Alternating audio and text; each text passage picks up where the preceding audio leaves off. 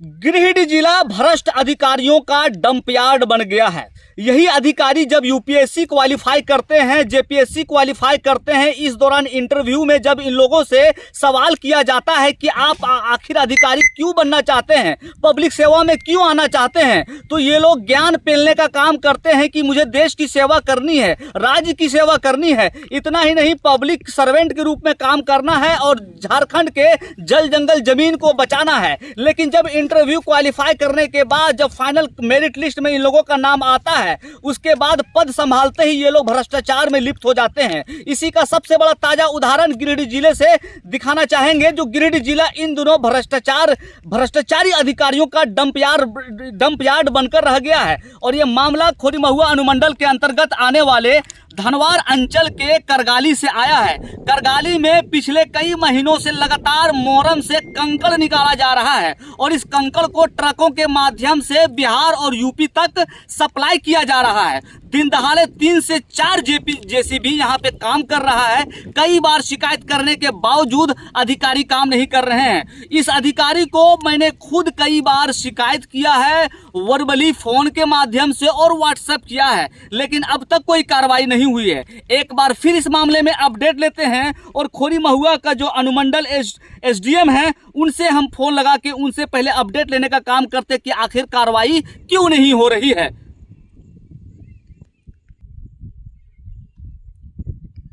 SDM साहब के पास call जा रहा है।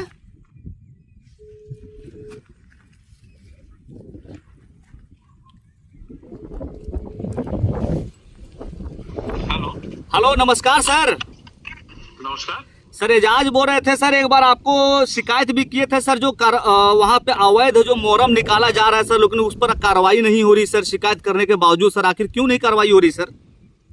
आज गए थे, कोई नहीं मिला, हम फिर से जाएंगे सर। आपको वीडियो भी भेजे थे sir on the spot sir. आखिर तो कार्रवाई आज गए थे, बता तो रहे हैं आपको एजाज जी, आज गए थे, कोई नहीं मिला सर। इसलिए आपसे बात करें सर, आपका जो कॉल है सर, वो हम ब्रॉडकास्टिंग के पर्पज से सर रिकॉर्ड भी कर रहे हैं सर, ये इसीलिए हम आपको सूचना भी दे रहे हैं सर।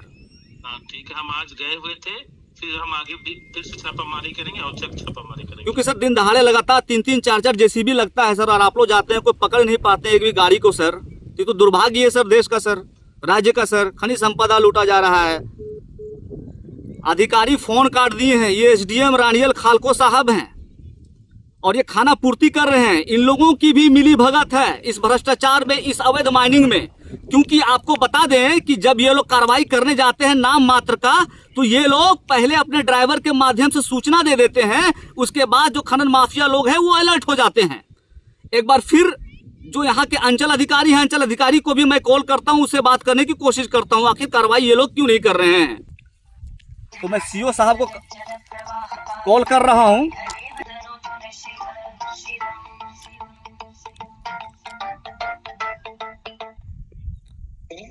हेलो, नमस्कार सर। नमस्कार, बताइए। गिरिडीह से बोल रहे थे एजाज अहमद।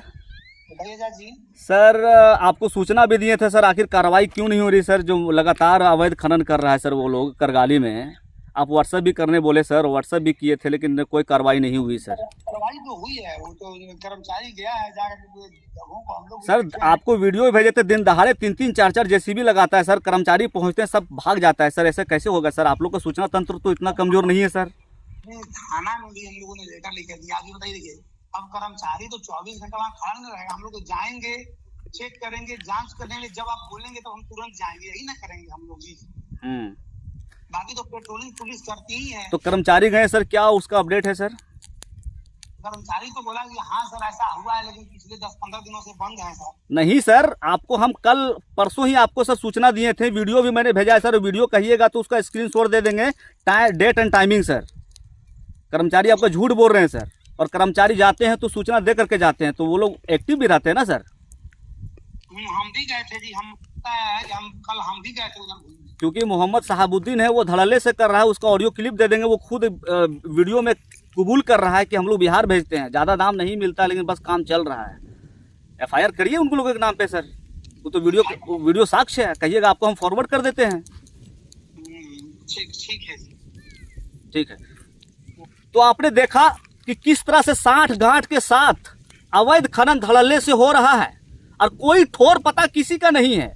जल जंगल जमीन सब भाड़ में चला जाए, अधिकारियों का जेब गर्म होना चाहिए। बस यही, इसीलिए हम कहते हैं कि गिरिडीह जिला है अधिकारियों का, भ्रष्ट अधिकारियों का डंपिंग यार्ड बन गया है। आए और लूटें, जितना मर्जी उतना लूटें। यहाँ के जल जंगल जमीन पर्यावरण का किसी को चिंता नहीं है, सिर्फ जेब गर्म करना है और समय पर पोस्टिंग लेकर के, प्रमोशन लेकर के यहाँ से निकल जाना है। क्योंकि मैंने खुद कई बार इन लोगों को शिकायत की है और मैंने खुद इन लोगों को खुद रिकॉर्ड करके भेजा है वीडियो, उसके बावजूद ये लोग कार्रवाई नहीं करते हैं और कहते हैं 10-15 दिन से बंद है, और 2 दिन पहले ही वहां से ऑन द स्पॉट मैंने रिकॉर्डिंग करके भेजा है। तो ये स्थिति बनी हुई है गिरिडीह जिले भर की मैं बात कर रहा हूं। यहाँ पर जो पहाड़ी है, पहाड़ी को खोद करके मोरम से यहाँ पर कंकड़ निकाला जाता है। क्योंकि हमने अब तक सुना था गिरिडीह जिले में पत्थर माफिया है, कोयला माफिया है, जमीन माफिया है, बालू माफिया है, लेकिन एक माफिया और पैदा ले लिया है, वो है कंकड़ माफिया। ये लोग धड़ल्ले से मोरम से कंकड़ को पृथक करके कंकड़ को सप्लाई कर रहे हैं यूपी तक।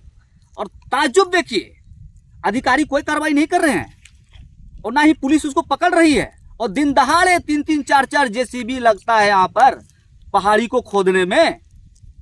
तो ये स्थिति गिरिडीह जिले के लिए बना हुआ है। आप तमाम जनता से मैं अनुरोध करूंगा कि आपका इस मामले में क्या विचार है, उसे आप कमेंट बॉक्स के माध्यम से हम तक जानकारी पहुंचाने का काम करें। अभी के लिए बस इतना ही। जय हिंद, जय झारखंड।